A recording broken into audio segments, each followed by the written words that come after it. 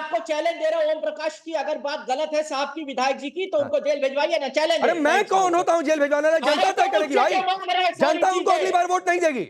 जनता के मुकदमे में हम लोग बैठे हुए हैं, जनता की अदालत में बैठे हुए हैं, जनता तय करेगी कि ओम प्रकाश सिंह आगे से उनको कितना वोट दिया जाए। विपक्ष का आप चिढ़िए मत नेता होने इस सवाल से, मैं आरोप लगा रहा हूं कि ठीक है? करोड़ों रुपए। चलिए अब अनिला सिंह में आऊंगा अवधेश जी आपके पास भी आऊंगा, लेकिन उससे पहले अनिला सिंह एक सवाल सिर्फ पूछा था कि भाई ये किस आधार पर इनके विधायक ने ये बात कही है? आधार बता देते, लेकिन आधार बताने की जगह ये चिढ़ गए।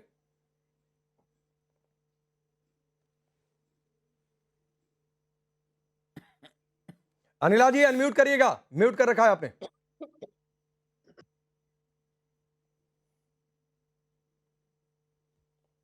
Am I audible now? हाँ, या अब बोलिए। मेरी सबको राम राम। और अभी तारिक खान साहब हैसियत हैसियत हैसियत खूब चिल्ला रहे थे। बीजेपी की हैसियत है, हैसियत है, हैसियत बराबर वालों की होती। समाजवादी पार्टी की हैसियत नहीं है कि हमारे बगल में भी आकर खड़ी हो जाए, तो हम मतलब ही नहीं रखते हैं। और तारिक खान यहाँ पे उछल उछल के इसीलिए तो बोल रहे हैं क्योंकि इनके यहाँ के जो हिंदू नेता हैं वो इस प्रकार की टीका टिप्पणी कर रहे हैं कुंभ पर, माँ गंगा पर। जब एक हिंदू टिप्पणी करेगा तो मुसलमान तो चिल्लाएगा, उसको तो मौका मिल ही गया, तो तारिक खान यहाँ पर बैठकर चिल्ला रहे हैं। इनको तो अधिकार मिल गया, मौका मिल गया। ठीक है, ये हिंदुओं पे छोड़ दीजिए साहब कि गंगा का पानी या मैं कहूं संगम का पानी स्नान योग्य है कि नहीं। जैसे बकरा ईद पर जो कुछ आप लोग करते हैं ये आपका विषय है, आपके धर्म का विषय है, आप जाने, आपका धर्म जाने। तो यहाँ पर बैठकर ज्ञान मत पेले कि हिंदू को स्नान करना चाहिए कि नहीं करना चाहिए। अनिला जी प्लीज शब्दों का सभी ध्यान रखें, शब्दों का ध्यान रखें। मैं बिल्कुल शब्दों का ध्यान रख रही हूँ साहब। ये तमाशा इस देश में ही होता है कि मेजॉरिटी पॉपुलेशन को, मेजॉरिटी आबादी को टारगेट किया जाता है। और टारगेट करने वाले कौन है? यही लोग हैं। और क्यों करते हैं? क्योंकि इनके साथ कुछ ऐसे हिंदू खड़े हैं जिनका एंटी सनातन एजेंडा यहाँ पे चलता है। हम आपके धर्म के विशेष में कुछ नहीं कहते, आप हमारे धर्म के बारे में क्यों इतना परेशान हो रहे हैं भाई? कि नहाने योग है कि नहीं है, हिंदुओं पे छोड़ दीजिए। आप इतिहास जानते हैं कुंभ का? कितने वर्षों से है, कब से है? आदि शंकराचार्य जी ने किस प्रकार से इसको दोबारा पॉपुलर किया था, कुछ पता है? नहीं पता ना। जैसे मुझे आपके धर्म के विषय में नहीं पता तो मैं क्यों करूंगी? मैं सम्मान करती हूँ आपके धर्म का कि जो कुछ है आप लोग मानते हैं, ठीक है। तो ऐसे ही आपको हमारे धर्म का भी सम्मान करना चाहिए। और इस प्रकार के जो अनर्गल बयान आपके नेता देते हैं उनको समझाइए कि इससे कुछ भला नहीं होने वाला है, बिल्कुल नहीं भला होने वाला है।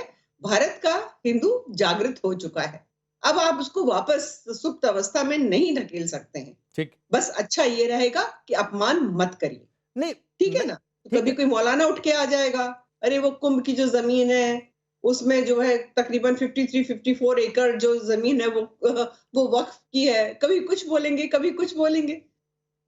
नहीं, लेकिन मैं इससे आगे की बात पूछ रहा हूं, फिर आप समझ लीजिए। मैं आता हूं अनिला जी आ रहा हूं। अवधेश जी, मैंने इससे आगे की बात पूछी थी।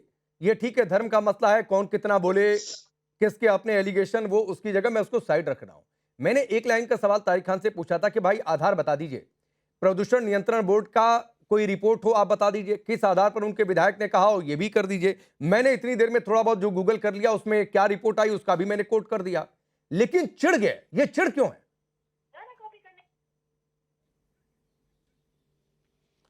नहीं, ऐसा है कि ये भयानक स्थिति है, चिढ़ ही नहीं गए। जिस प्रकार की भाषा का प्रयोग करते हैं कि हैसियत है तो मुकदमा कर दीजिए, मुकदमा तो कुछ होना चाहिए। मतलब जो मौलवी साहब रिजवान साहब वहां चले गए, रिजवी साहब कह रहे हैं कि भैया ये तो वक्फ की जमीन है। एक ही बात नहीं हुई, तो हमारी वक्फ की जमीन है और हम लोग तो उदार दिल के हैं, बड़ा दिल दिखाया है और वहां तो जो 55 बीघा जमीन हमारी है। तो अब इस प्रकार की भाषा आप कहा जा रहा है। देखिए, सबसे पहले तथ्य देखिए, वो तो चीर की बात बताऊंगा। 2.5 साल से करीब को वहां के पानी को लोगों को कैसे स्वच्छ मिले, इसलिए प्रदूषण नियंत्रण बोर्ड, जल बोर्ड सारे लगातार वैज्ञानिक उस पर काम कर रहे थे। और उसमें कैसे सारे चारों तरफ के नाले को कैसे सफाई हो, कहां नहीं है, सफाई करके उसकी पूरी व्यवस्था हुई। मेला शुरू होने के हफ्ते भर पहले से ही कानपुर, उन्नाव से लेके बाकी जगह के फैक्ट्रियों का जल आना बंद हो, इसके लिए व्यवस्था की गई। अब पूरे 1.5 महीने तक वहां किसी भी फैक्ट्री का गंदा जल उसमें नहीं जाएगा। 2019 में जब कुंभ लगा था तो प्रधानमंत्री ने स्वयं नितिन गडकरी को लगाया था कि आप वहां हमको स्वच्छ पानी चाहिए। तो तात्कालिक व्यवस्था में भी मैं गया था डरते हुए कि मैंने गंदा पानी देखा था। जो लोग भी कुंभ में गए होंगे लंबे समय बाद अपना चेहरा देखने वाला माने साफ पानी दिखाई दे रहा था। इस बार कोई भी जाएगा तो पहले तो साफ पानी की व्यवस्था है। समाजवादी पार्टी का दुर्भाग्य है कि उसने जब कुंभ लगाए थे अपने कार्यकाल में, जिसमें कि आजम खान जी को बनाया था, तो वही गंदे जल थे, गंदी व्यवस्था थी और कैसे प्रयागराज में भगदड़ मचा और लोगों की मृत्यु हुई, क्या स्थिति हुई, ये सबके जेहन में है। तो आपके अंदर या तो जो शुद्धता हो रही है या जिस ढंग से इस प्रकार का कुंभ जो है इस मायने में विशेष है कि संपूर्ण विश्व के मीडिया को आमंत्रित करके यह बताने की कोशिश है और पूरी जगह दी गई है कि दुनिया जाने कि भारत की संपूर्ण विविधता, जो विविधता में एकता है, कैसे एक साथ आते हैं, मत मतांतर होते हुए भी कैसे पंक्तियों में जाना, स्नान करना, वहां क्या होता है।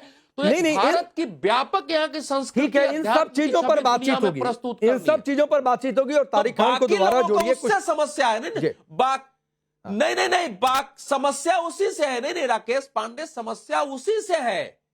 समस्या वही आती है कि उस रूप में पहचान के साथ भारत खड़ा हो रहा है तो हमारा तो वोट बैंक खत्म हो सकता है अगर धीरे धीरे इस देश में उसको लेकर जागृति आ गई, दुनिया में भारत खड़ा हो गया। कि कुंभ एक बड़ा अवसर है और पहली बार आजाद भारत के इतिहास में पहली बार इस प्रकार की सारी व्यवस्थाएं हैं और विश्व आकर के देखेगा। ठीक है, विश्व आकर के देखेगा। तारिक खान जुड़ते हैं तो मैं फिर जाता हूं कि भाई ये अफवाह गैंग क्यों एक्टिव है।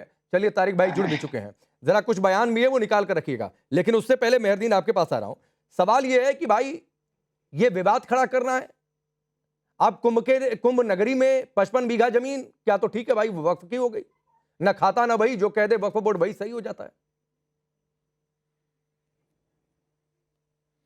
देखिए राकेश भाई, जिस तरीके से किसी को भी कोई ऐतराज नहीं था कुंभ से, जिस तरीके के कुंभ की तैयारी से पहले बातें हुई, लव जिहाद, लैंड जिहाद, मुसलमानों को घुसने नहीं देंगे, मुसलमानों की दुकान वालों को भगा देंगे, बाहर ये भी लगा दिया कि कोई मुसलमान ड्राइवर भी अंदर नहीं आ सकता। तो आप ये देखिए किस तरीके का माहौल इस देश में बनाया जा रहा। चलो हमारा बंटवारा हुआ, 47 के बाद देश आजाद हुआ, उसके बाद बंटवारा हो गया, मगर अब तो यहाँ पर साधु संती जो हमारे जो हैं, जिनके मुंह से सबको साथ लेके चलने की बात होनी चाहिए, उनके मुंह से अच्छी बातें निकलनी चाहिए, सबके साथ सबका विकास की बात। बहुत अच्छी बात है मेहरदीन भाई। हिंदू मुस्लिम आपने शुरुआत में कहा, सुनिए, आपने शुरुआत में कहा ऐतराज नहीं था। ऐतराज होता क्या और ऐतराज क्यों होता भाई? ऐतराज होने का विकल्प था क्या? देखिए हमें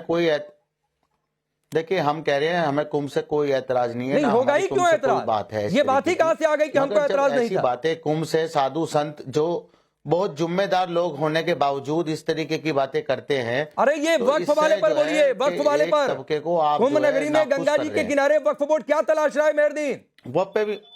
वक्फ बोर्ड पे मैं बोल रहा हूँ राकेश भाई, वहां की वक्फ बोर्ड ने दावा किया है कि 55 बीघे जमीन जो है, जहां पर ये जो कुंभ का जो आयोजन हो रहा है उस जमीन पर हो रहा है। तो इतनी दरिया दिली जब मुसलमान दिखा सकता है, अरे कहां से दरिया दिली भाई? ये बातें ना कौन सी दरिया दिली को घुसने नहीं देंगे, मतलब आप जो कह दे वो सही है। मुसलमानों को आने नहीं आप देंगे। कहीं भी जाकर हिंदुओं के धार्मिक स्थल में अपनी जमीन तलाश ले, मुकदमा हो गया। ये आपको अधिकार है मेहरदीन। में भी आपने दिखाया था 4 किलोमीटर का चौहद्दी दी थी। देखिए मैं क्या कह रहा हूँ राकेश भाई, अगर आपको मेरे से बात करनी है तो मेरे से बोलिए, मैं उसका जवाब दूंगा। बीच में किसी को मत बुलवाइए। देखिए ये डेकोरम के बिल्कुल खिलाफ बात है। आप मेरे से कोई सवाल करना चाहते हैं, पूछना चाहते हैं, बता दें, नहीं तो मैं अपनी बात बताता हूँ, आप बीच में टोकना और टाकना शुरू कर देते हैं सर। अरे मेहरदीन एक लाइन का सवाल बताइए। अच्छा आप बताइए, थोड़ा बहुत टोका टाकी तो होती है डिबेट में। आप पूछना चाहते हैं? मैं आपको टोक लग जाता है क्या बात करने पर? बताइए सर।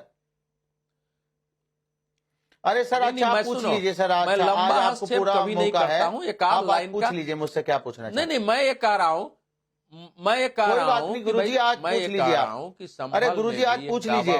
राकेश भाई को भी छूट है पूरी, अनिला सिंह जी को भी है। जिस सवाल का भी आप मेरे से सवाल पूछेंगे मैं उसका जवाब दूंगा। पूछिए।